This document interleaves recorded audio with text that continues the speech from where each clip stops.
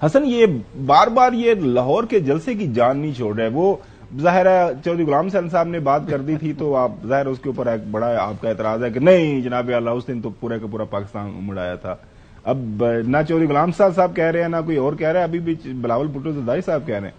جلسہ کس نے کروایا ان کا, وہ کیوں پریشانی ہے ان کو؟ پہلے کہتے تھے کہ نواز شریف صاحب باہر گئے ہیں واپس کیوں نہیں آتے, بھگوڑے ہیں. پھر جب وہ واپس آ رہے تھے تو پیٹ میں مروڑ پڑ گئی کہ یار یہ کیوں واپس آ رہے ہیں. پھر جب وہ واپس آ رہے تھے تو کہتے ہیں جلسہ بڑا نہیں ہوگا. اچھا پھر جلسہ بڑا ہو گیا تو کہتے ہیں کسی نے کرا دیا. دیکھیں بات یہ ہے کہ آپ نے خود کہا تھا سائزیبل تھا جلسہ, بہت بڑا جلسہ تھا. آپ کے الفاظ اب دیکھیں بات یہ ہے کہ یہ باتیں تو ہوئی, اب ٹیسٹ تو یہی ہے نا کہ مقبول ہے یا نہیں ہے. میں نے کبھی نہیں ایکسپٹ کیا سر, میں خاور گمن صاحب کی بات کر رہا ہوں, چوہدری صاحب ہم وہ بات کرتے ہیں اس پہ. اچھا تو بات یہ ہے کہ میری جو اپنی جو انالیسز ہے, جو میری اپنی پریڈکشن ہے, اس پریڈکشن میں تو مسلم لیگ نواز کا مقابلہ کو کرنے کوئی جماعت نہیں کرے گی. نہ پی ٹی آئی بیلٹ پر ہوگا بلا, لیکن پی ٹی آئی کو امیدوار نہیں ہے, بہت بڑا ان کے لیے ڈسکریڈٹ ہے کہ ان کی فرسٹ اور سیکنڈ ٹیئر لیڈرشپ اس ٹائم میدان میں نہیں ہے. ابھی اگر منظر پر آپ بھی جائیں, جیسے آپ کے اپنے الفاظ تھے اس پروگرام کے شروع میں کہ لوگ 6 مہینے پہلے سے اپنی کمپین سٹارٹ کیے ہیں تو ان کو بڑا نقصان ہے. ایک ہیڈ سٹارٹ تو باقی کے پاس آ گیا نا, اور ابھی وہ میدان میں جو آئے گا. دوسری بات کہ بلاول صاحب کہتے ہیں جی کہ یہ پی ڈی ایم کی گورنمنٹ نے بڑی مہنگائی کی ہے, جو کچھ کیا ہے.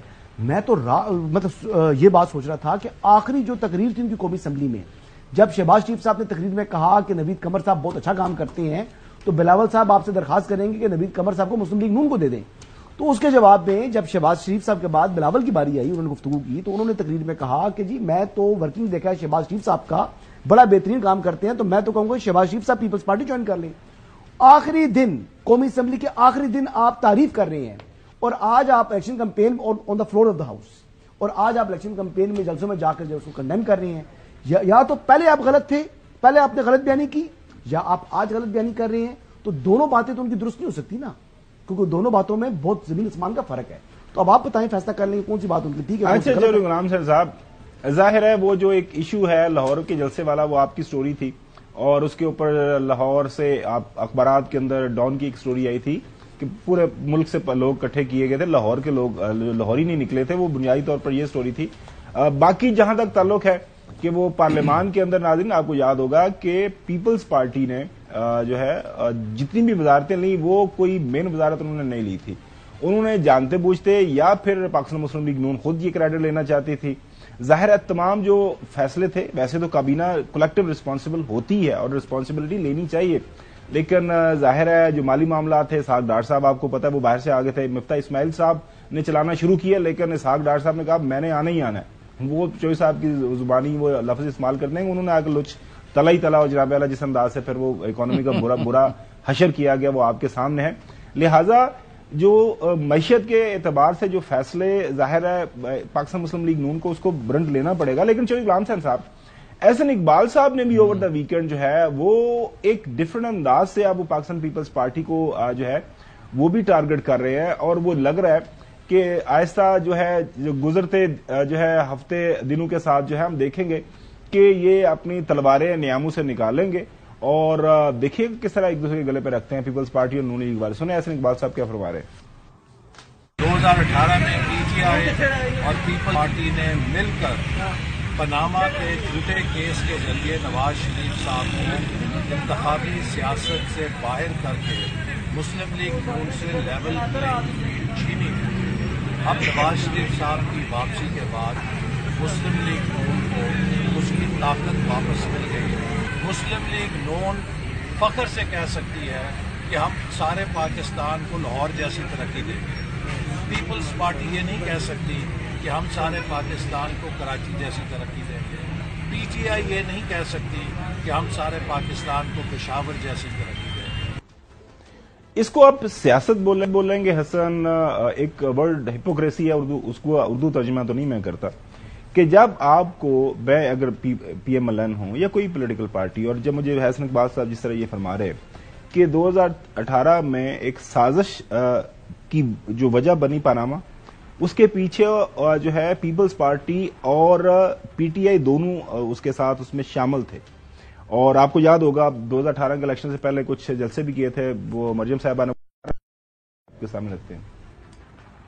زرداری صاحب اور عمران صاحب جب ووٹ مانگنے آئے तो एक नारे से उनका इस्तकबाल करना।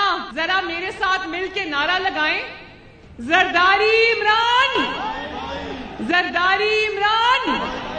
सब मिल के नारा लगाए, वो वाले भाई भी लगाए, जरदारी इमरान। अब सवाल यहाँ पे ये पैदा होता है कि एक आध जो बयान हम उठा लेंगे जनाब आला, उसको कहता है गुस्से का झूठ बोल रहे थे, ये आप कह रहे थे। अब आपको लग क्या रहा है कि ये जो खास तौर पर पीपल्स पार्टी वाले और ये पीएमएलएन और पीपल्स पार्टी, ये कुछ लोगों का ये ख्याल है, मेरी भी ये असेसमेंट है कि आने वाले दिनों के अंदर जब इलेक्शन होगा तो शायद फिर एक टेबल के ऊपर बैठे हो, उसके इर्द गिर्द अपना हिस्सा विस्सा लेके सारे के ये सारा कुछ। तो ये सिर्फ सियासतबाजी है। अवाम को इनके ये बयानात जो है इनको ज्यादा संजीदा नहीं लेना चाहिए और इंतजार करना चाहिए कि जो कुछ होगा अल्लाह खैर करेगा। थोड़ा सा फर्क है। देखिए, ऐवान का जो है ना, कौमी असम्बली का ऐवान, उसका तकद्दुस है, उसके छत के ऊपर अल्लाह ताला के नाम लिखे हुए हैं। आप अवाम के नुमाइंदे हैं, आपने हलफ उठाया होता है। जब आप वहां पर आते हैं तो वहां पर बात करना, सियासी जलसे में बात करना जमीन आसमान का। वहां पे आपको पता है कि बयान दिया गया था, ये है मुजरा। सर जी आप छोड़े ना, वो तो क्या साबित किए फिर उन्होंने? साबित क्या किया उन मुकदमात में? वो तो फिर ब्लैक लॉ डिक्शनरी निकाल कर तो उसको जो है वो निकाला घर भेजा। देखिए, वो जराए जो भी बताए थे वो उन्होंने अपना मौकफ दिया था ना। बाकी कोर्ट ऑफ लॉ में क्या चीज उन्होंने मानी, क्या चीज एविडेंस नहीं माना, वो अलग कहानी है। लेकिन बात यह है कि जब ऐवान का तकद्दुस है, अल्लाह ताला के नाम लिखे हुए हैं, तो आप ये एक्सपेक्ट करते हैं कि वहां पर आप सच बोले ना। ठीक है, मतलब जलसों में झूठ बोल रहे हैं, तो जलसों में झूठ नहीं, जलसों में सियासी बयान देना। जैसे 35 पंचर वाली बात की थी चेयरमैन तहरीक इंसाफ ने, बाद में हामिद बीरू कहते हैं वो सियासी बयान था। वो तो रह गया ना, साइड पे करे। क्यों रह गया? उनको क्या बात करें? अभी आज भी कहते हैं सबसे मकबूल है चौधरी साहब। तो चौधरी साहब ने तो आज वो उसको मकबूलियत की बुलंदियों पर पहुंचाया है। मैं तो कहता हूं 9 मई के बाद जो मकबूलियत है वो जमीन बोझ आप खुद ही कह रहे हैं कि मेरे मुताबिक तो 9 मई के बाद, क्योंकि पाकिस्तान के अवाम जो है वो अपने दफाई इदारे से बहुत प्यार करते हैं, वो उनके दिल रंजीदा है। उसके बाद इसी वजह से आप देखें कि लोग जो है वो छोड़ के जा रहे हैं उस जमात को। और मजीद आने वाले दिनों में वो लोग जो कैद नहीं है, जो आजाद हैं, वो भी छोड़ जाएंगे।